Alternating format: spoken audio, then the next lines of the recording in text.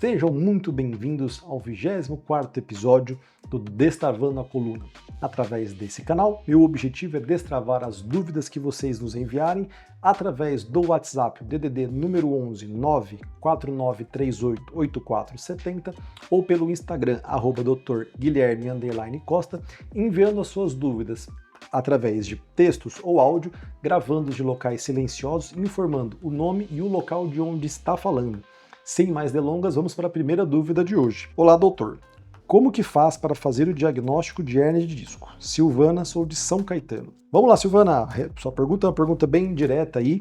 Então, basicamente hoje, nós temos aí no arsenal da parte de problemas de coluna 3 exames, tá? Só para a gente explicar um pouquinho mais, aproveitar a sua pergunta. Basicamente nós temos raio-x, tomografias computadorizadas e ressonâncias magnéticas. Direto respondendo a sua pergunta, como faz para diagnosticar hérnia de disco? Através da ressonância magnética.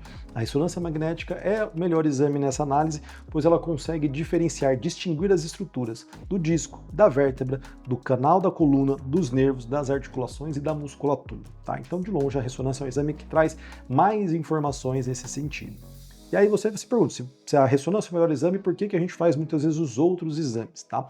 Basicamente a gente fala que o raio-x ele serve para avaliar principalmente deformidades e alterações de alinhamento. Muitas vezes porque o raio-x ele é feito em pé. Então todo o efeito que você pode ter de alteração de alinhamento, quando você é colocado deitado para fazer a ressonância e a tomografia, você pode ter uma alteração, você pode perder aquele problema que eventualmente estaria presente no exame realizado em pé. Então o raio-x ele é muito utilizado principalmente em escolioses ou cifoses de Scheuermann, deformidades a parte de corcunda, para essa avaliação mais específica, tá? Então o raio-x ele é um exame primordial para a questão de alinhamento. A tomografia ela é um exame excelente para avaliação da estrutura óssea. Então toda vez que nós temos algum trauma da coluna, onde nós estamos suspeitando de alguma fratura, seja da parte do corpo, da vértebra, da lâmina, da articulação, que são elementos posteriores da parte da coluna, a tomografia é o melhor exame para essa avaliação. Basicamente, na tomografia, você também consegue inferir alterações da parte do disco, como hernias de disco, abaulamentos e protusões, mas você não consegue ver com nitidez essas alterações.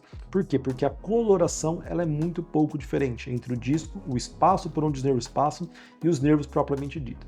Então, basicamente, quando a gente fala, resumindo essa questão dos exames, raio-x é o exame ideal para avaliação de alinhamento, tomografia é o exame ideal para avaliação da estrutura óssea com relação às suspeitas de fratura e a ressonância é o melhor exame para estruturas moles, parte dos discos, dos nervos, das articulações. Então, basicamente, é isso que a gente vai fazer o diagnóstico. Então, para a sua pergunta, hérnia de disco, o melhor exame é a ressonância magnética, tá? Vamos para a próxima pergunta. Meu nome é Gilmar, sou de Londrina. Estou com lombalgia no exame de ressonância. Foi diagnosticado uma fissura do disco. Isso é grave? Demora muito para melhorar? Obrigado. Gilmar, já te tranquilizando, grave não é, tá? Mas também não é uma situação que melhora tão rápido assim. A fissura do ângulo, a fissura do disco, nada mais é do que a gente pensar num corte. Imagina um corte na nossa pele, que você vai ter um processo inflamatório onde fica aquele vermelho ao redor. Então, basicamente, você fala que você tem dor pelo corte, pelo ato mecânico do corte e pelo processo inflamatório ao redor. Com o passar do tempo, a cicatrização vai fazendo com que o corte se feche e aquele vermelho ao redor do corte vai reduzindo gradualmente. Basicamente, o que acontece no disco segue essa mesma linha. A fissura do disco nada mais é do que um corte na borda do anel externo do disco e esse corte gera um processo inflamatório. E esse processo inflamatório, ele irrita as estruturas nervosas. Então, basicamente, quando a gente pensa na parte do disco, essa estrutura vermelha, os nervos, que é essa estrutura amarela aqui atrás, eles estão muito próximos. Então, se você tem algum corte, algum machucado nessa borda do disco, o processo inflamatório ele pode esparramar para todo o entorno e muitas vezes os nervos que estão ali atrás podem ficar inflamados e isso provoca de fato mais dor. A fissura do disco, de forma geral, ela leva uma faixa que pode demorar até 2 a 3 meses para uma resolução completa por si só. E por que a gente tem esse tempo mais lento de cicatrização? Porque basicamente não tem como a gente tirar o movimento da coluna para que aquela cicatrização aconteça de uma forma mais rápida. O exemplo clássico que eu falo nesse tipo de situação é cutucar a casquinha de ferida. Basicamente, toda vez que você vai se movimentar, você vai mexer o disco que tem esse machucado, então é como se você estivesse cutucando essa casquinha. E a gente fala, não é uma situação de você ficar parado, pois ao se levantar da cama, ao se rolar na cama para virar de um lado para o outro, levantar de uma cadeira, sentar num sofá, todo esse tipo de movimentação você está forçando a região onde tem esse machucado. Então você gradualmente vai provocando ali micro machucados naquela região, por isso que isso demora para trazer uma resolução completa.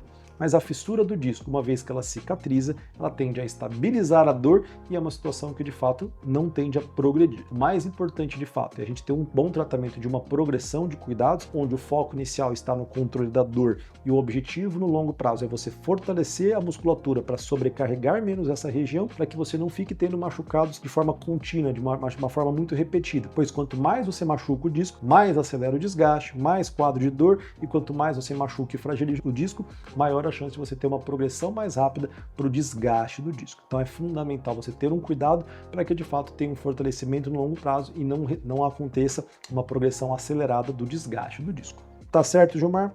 Vamos para a última pergunta de hoje. Doutor, meu filho é muito corcunda. E mesmo falando constantemente, ele não melhora a postura e permanece com essa corcunda.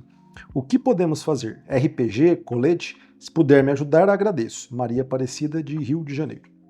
Muitas vezes a gente confunde essa situação, que pode ser que seja o que está acontecendo no seu caso, espero que eu te ajude com essa explicação. É a seguinte, nós temos basicamente dois tipos de situação. A corcunda, o nome técnico da parte dessa corcunda, a gente chama de cifose, tá? Basicamente a cifose, ela é um alinhamento da nossa coluna, que é um alinhamento considerado dentro da normalidade na coluna torácica. Aqui atrás nós temos um modelinho que basicamente é onde tem a parte de colorações azuis na parte da coluna. Essa coloração azul, elas são as vértebras da coluna torácica. E o que é esse alinhamento em cifose da coluna torácica? Basicamente a gente fala que é um alinhamento em C, onde a concavidade ela é voltada para a parte da frente do tórax e a convexidade ela é voltada para a parte das costas da coluna torácica. Tá? Basicamente, quando nós pensamos nesse alinhamento da cifose, nós temos ali uma angulação que é considerada dentro da normalidade, que é basicamente você pensar numa cifose torácica de 20 a 50 graus. Curvas acima de 50 graus são chamadas de hipercifoses, mas mesmo assim nós temos situações onde você vai manter observação, sem ter uma necessidade de alguma intervenção maior, principalmente se essa pessoa ela já passou da fase de desenvolvimento de crescimento. Quando você pensa num adolescente de fato, que é o que você comentou, você pode muitas vezes lançar mão de um colete para melhorar essa questão da postura, assim como RPG, fisioterapia, pilates, que ajudam nessa parte também. O que é importante que você comentou que vale a pena a gente chamar a atenção? Essa parte de você falar que ele tem essa corcunda fixa, que mesmo que você fale para ele prestar atenção na postura, isso não melhora, isso é um indicativo de que possa ter de fato alguma alteração estrutural no alinhamento da coluna e que aquilo não seja de fato uma má postura, tá? Porque a gente trata basicamente os alinhamentos da coluna como uma questão de hábito, de postura, e muitas vezes não é essa situação, que é o que você comentou, que de fato, mesmo ele corrigindo, permanece com essa corcunda. Então, basicamente, eu vou dividir em duas explicações para a gente entender isso rapidamente. Quando nós falamos da cifose postural, que é essa cifose que você fica com essa corcunda mais por um hábito de postura ruim, é uma situação de o se policiar ou chamar a atenção, muitas vezes vai corrigir essas situações, porque aquilo ali não é uma alteração de alinhamento estrutural, aquilo ali é meramente um hábito ruim de postura. O RPG nesse tipo de situação ajuda bastante a corrigir isso, assim como o fortalecimento ajuda a sustentar. Quanto mais forte a musculatura, mais ereto a gente consegue ficar com o tronco e isso ajuda a evitar dores no futuro. Quando a gente passa para o outro lado e a gente pensa que essa alteração de cifose, essa corcunda é algo mais fixo, mais estabelecido, nós estamos falando de doenças, de patologias. E aí é onde entra o que é o mais comum, que é a cifose de Scheuermann, tá? Scheuermann é um nome feio de um alemão que descreveu essa doença, tá? Mas basicamente o que é? Você tem alguma alteração estrutural nessa parte, e essa alteração estrutural, ela faz com que haja um acunhamento da parte da vértebra. É como se basicamente a parte da frente da vértebra, a parte anterior, ela fosse mais achatada em relação à parte posterior. Isso faz com que haja um aumento dessa curvatura. Se você pensa isso, basicamente essa cifose, ela quer dizer que você tem um acunhamento em mais do que pelo menos 3 vértebras. Então você tem uma sequência de vértebras achatadas que fazem com que essa cifose aumente. E ao fazer com que essa cifose aumente, você vai ter a corcunda que você observa de fato. O que é importante nessa situação? É você fazer uma avaliação com exames de imagem através de uma radiografia para você conseguir quantificar o grau dessa cifose para a gente entender se você vai realmente precisar manter uma observação, usar um colete ou meramente entrar com alguma medida de reabilitação, mas é fundamental a gente ter um diagnóstico precoce, pois a depender do grau dessa curvatura, se você não inicia um tratamento precoce, essas curvas tendem a progredir e com o passar do tempo a gravidade dessa curvatura vai fazer algo se tornar cirúrgico nesse tipo de situação. Então é fundamental fundamental você levar para acompanhamento, se ele ainda não faz o acompanhamento médico, levar para um ortopedista especialista em coluna para fazer a avaliação clínica, a avaliação dos exames e aí sim te orientar o tratamento mais adequado para esse quadro. Combinado? Deixa eu só conferir se essas foram as perguntas de hoje. Exatamente, essas foram as dúvidas de hoje.